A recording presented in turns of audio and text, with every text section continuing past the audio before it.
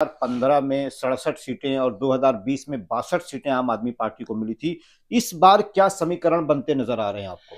जो सीटें हैं वो आप पार्टी को मिलेंगी, तो सब सीटें जो हैं वो बीजेपी को मिलने जा रही हैं। जो ओखले की सीट है वो बीजेपी को नहीं जा रही है, वो मनीष चौधरी को जा रही है। पिछले चुनाव में बहुत चर्चा का विषय भी था। इस बार वो कहीं ना कहीं बीजेपी के खाते में कैंडिडेट के लेवल पे भले ही जा रही हो, मनीष चौधरी को जो बीजेपी के कैंडिडेट हैं उन्हें बीजेपी मुस्लिम वोट भी मिल रहा है। काफी वोट मिलेगा ना। तय में आ गई है, कांग्रेस पार्टी को लोग जान रहे हैं, तो पार्टी का दोबारा रिवाइवल हो गया है, पार्टी दोबारा जिंदा हो गई है। एक उनकी हारून यूसुफ की सीट निकल सकती है, मुस्तफाबाद से निकल सकती है, लेकिन अच्छी फाइट वहां पर हो रही है। वो इलेक्शन में ऐसा लग रहा था कांग्रेस कहीं नहीं है, अब हर जगह तकरीबन कम से कम 20-25 सीटों पर तो। अच्छा, अगर हम आम आदमी पार्टी की बात करें तो तीन बड़े चेहरे अरविंद केजरीवाल, मनीष सिसोदिया और आतिशी, तीनों की सीट फंसी हुई नजर आ रही है। क्या ये 12 सीट कितनी कांग्रेस की तरफ जा सकती है, कितनी बीजेपी की तरफ? केजरीवाल घर घर में है, आज निगेटिव है या पॉजिटिव है मैं नहीं जानता। दिल्ली में विधानसभा चुनाव हो चुके हैं। दिल्ली की जनता ने अपनी राय ईवीएम में कैद कर दी है। तमाम उम्मीदवारों की जो तकदीर का फैसला है वो दिल्ली की जनता ने कर दिया है।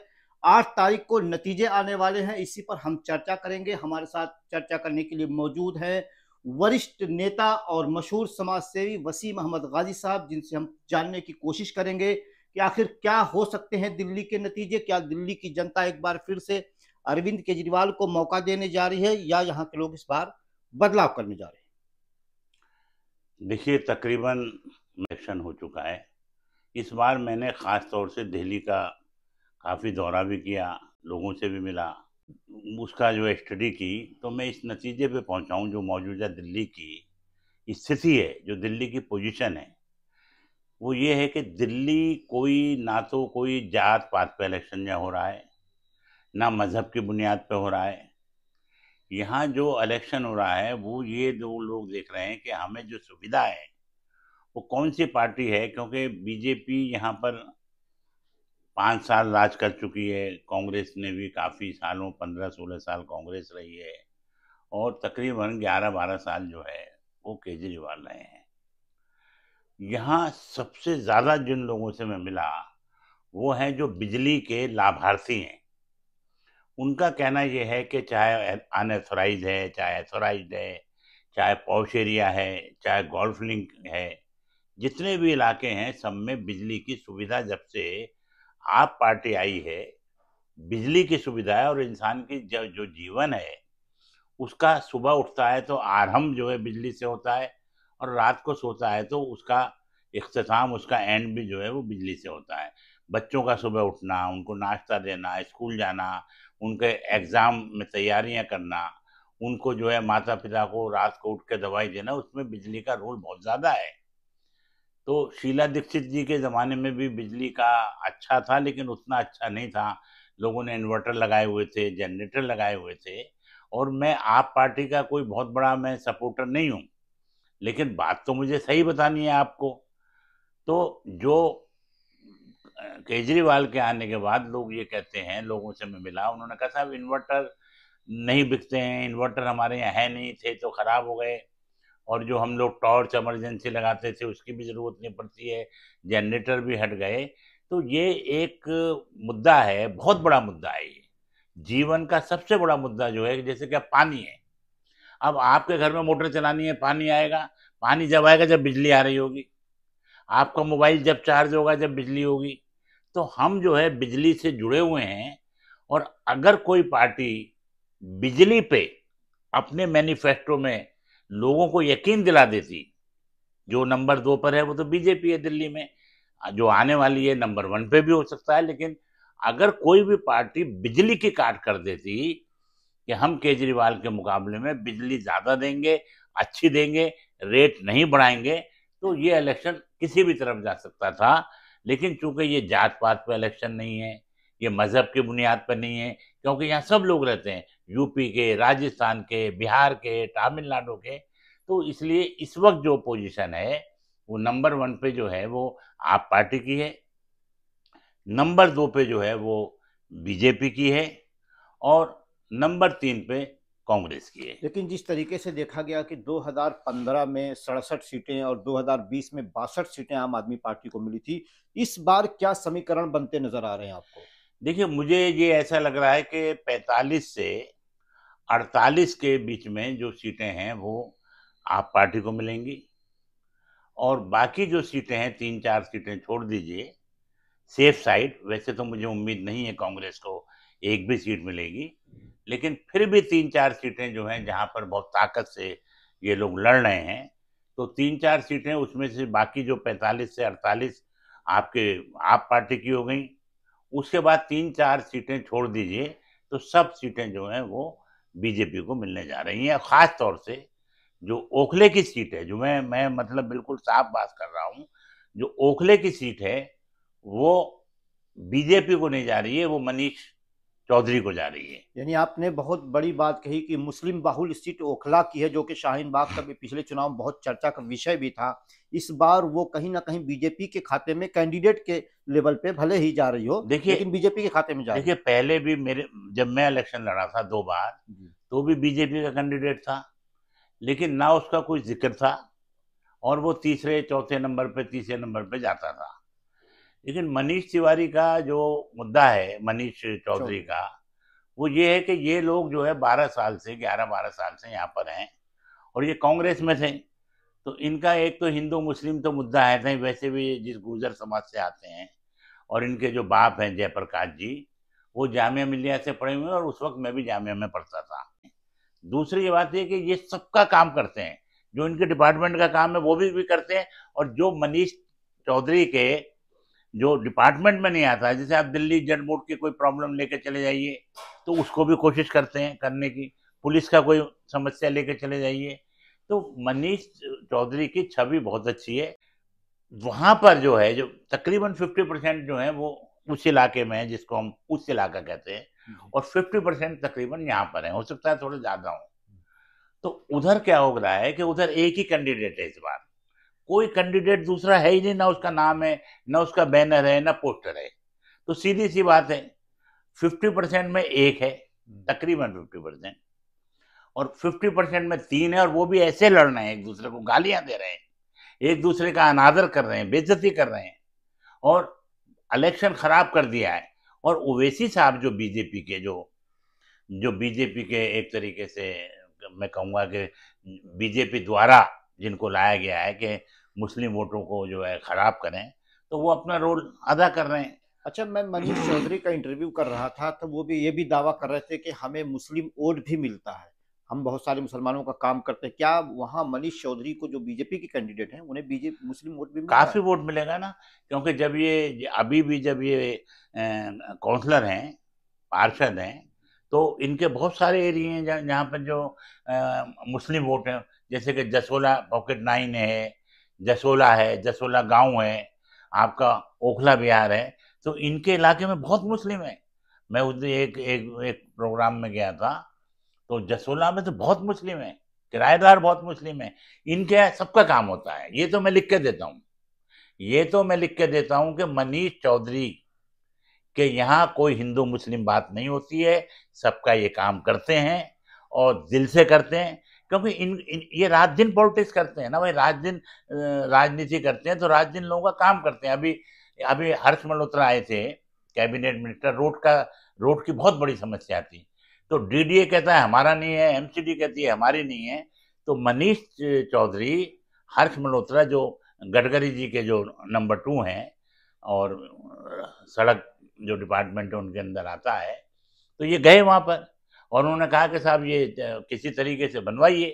तो जो हर्ष मल्होत्रा हैं, जो जिनका वही विभाग है, तो उन्होंने सैंक्शन करा दी।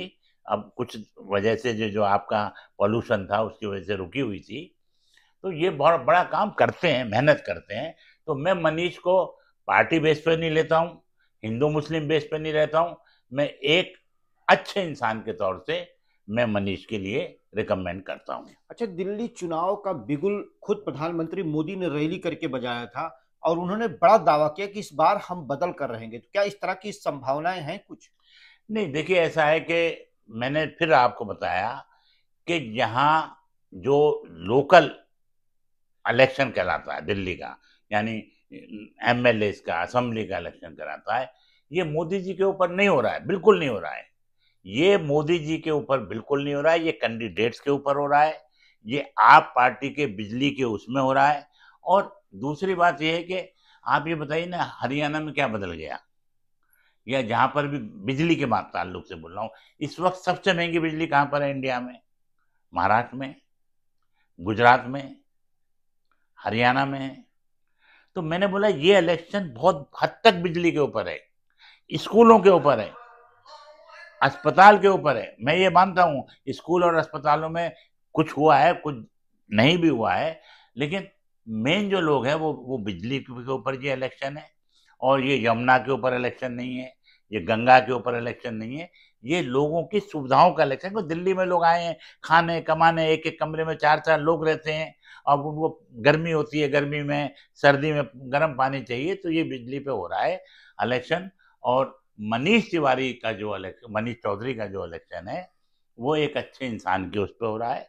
और इन्होंने 12 साल से लोगों के काम किया, मुसलमानों का ज्यादा करते हैं, बल्कि इनके कोई मुसलमान जाता है, मुस्लिम जाता है, तो उसका काम ये पहले करते हैं। यानी आप ये कहना चाह रहे हैं कि अगर मनीष चौधरी जीतते हैं तो वो अपने नाम और अपने चेहरे पर, अपने दम पर जीते हैं? 100%, 100%। अच्छा गाजी साहब, जिस तरीके से पिछले 2 चुनाव से कांग्रेस पार्टी का खाता नहीं खुल रहा, लेकिन इस बार देख रहा है कि कांग्रेस पार्टी भी दमखम लगा रही है, तो कांग्रेस की कितनी सीटें की उम्मीद कर सकते हैं? देखिए, पहली बात तो ये कि कांग्रेस का रिवाइवल हो गया है, कांग्रेस पार्टी यहाँ पर जो है वो फ्रे में आ गई है, कांग्रेस पार्टी को लोग जान रहे हैं, प्रियंका जी मेहनत कर रही हैं, राहुल गांधी निकले हैं, आपके जो प्रतापगढ़ी हैं उनका भी अच्छा खासा असर है, तो और जो संदीप दीक्षित हैं वो बड़े एक्टिव हैं, तो पार्टी का दोबारा रिवाइवल हो गया है, पार्टी दोबारा जिंदा हो गई है।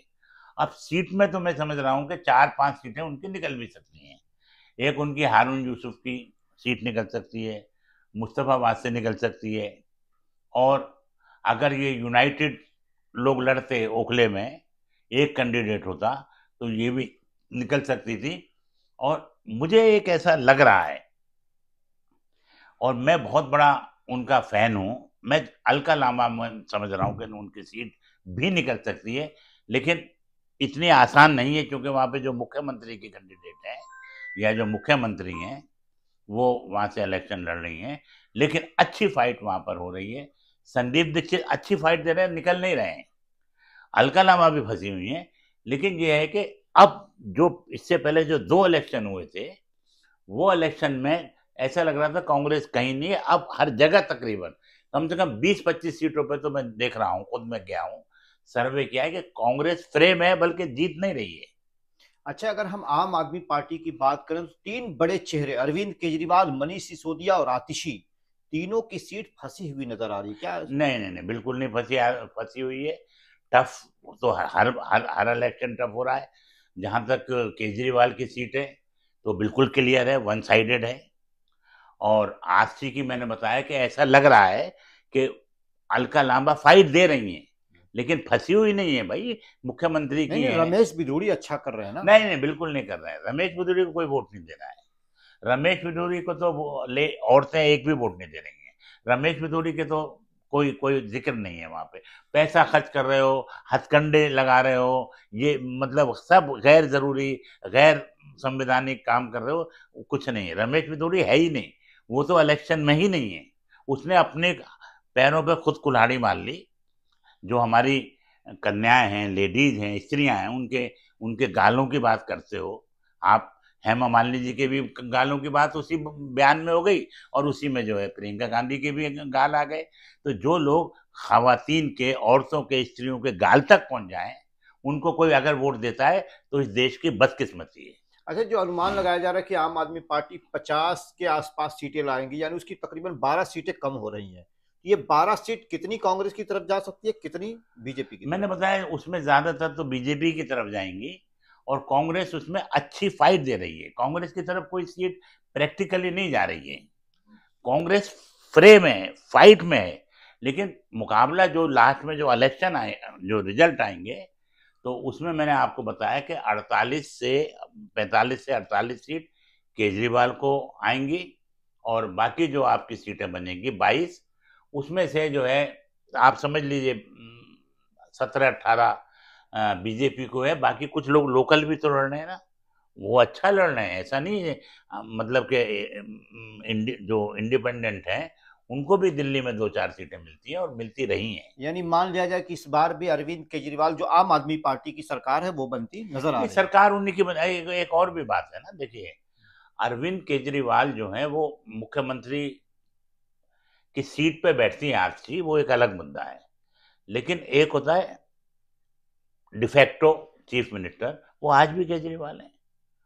और बीजेपी ने और कांग्रेस ने कोई एक तो चीफ मिनिस्टर का, मुख्यमंत्री का कोई कैंडिडेट नहीं दिया है, किसके चेहरे पर इलेक्शन लड़ना है। परवेश वर्मा का कोई बहुत अच्छा इमेज नहीं है। केजरीवाल घर घर में है, आज निगेटिव है या पॉजिटिव है मैं नहीं जानता। अब जैसे मैं केजरीवाल को जानता हूं कि भाई केजरीवाल जो है घर से चला रहे हैं दिल्ली को, पहले जेल से चला रहे थे, आज भी वो डिफेक्टो मुख्यमंत्री हैं। तो केजरीवाल का कद बहुत ऊंचा है और केजरीवाल बहुत चालाक भी हैं। ऐसा नहीं है कि वो अगर कोई आदमी बातों में, प्लानिंग में, मोदी जी पासन में भी नहीं है, केजरीवाल के प्लानिंग में बहुत चालाक आदमी है केजरीवाल, मैं जानता हूं पर्सनली। तो इसलिए केजरीवाल के मुकाबले में गवर्नमेंट तो किसी की नहीं बन रही है, गवर्नमेंट केजरीवाल की बन रही है। और केजरीवाल के पास क्यों, आप सौरभ भारद्वाज हैं, आरसी हैं, आपके जो मनीष सिसोदिया हैं, और बहुत सारे इनके बहुत लोग हैं, पढ़े लिखे हैं। तो इनके ना तो मुख्यमंत्रियों की कमी है, और केजरीवाल बहरहाल वही उन्हीं पे, इलेक्शन तो उन्हीं पे हो रहा है। अब ये जो मुद्दे उठाए जा रहे हैं, ये शीश महल और ये, अब क्यों नहीं लेगा सुविधा आदमी, जब मिलेगी। अब उन्होंने नहीं ली सुविधा, कह दिया नहीं लूंगा, अब ले ली सुविधा, तो सारे लोग तो रहते हैं अच्छे घरों में भाई। अभी तो एक फ्लैट बिका है डीएलएफ में, 190 करोड़ का बिका है। तो जिसके पास सुविधा है ले ली, ठीक है। वो हमारा, चाहे मुख्यमंत्री हो, चाहे हमारे प्राइम मिनिस्टर हो, चाहे हमारे प्रेसिडेंट हो, उनको अच्छे घरों में रहना चाहिए, अच्छी गाड़ियां होनी चाहिए, ताकि वो एक हमारे नुमाइंदे हैं भाई। तो उसमें दिक्कत क्या है, हमारे नुमाइंदे अच्छे घरों में नहीं रहेंगे तो हमारा काम कैसे करेंगे।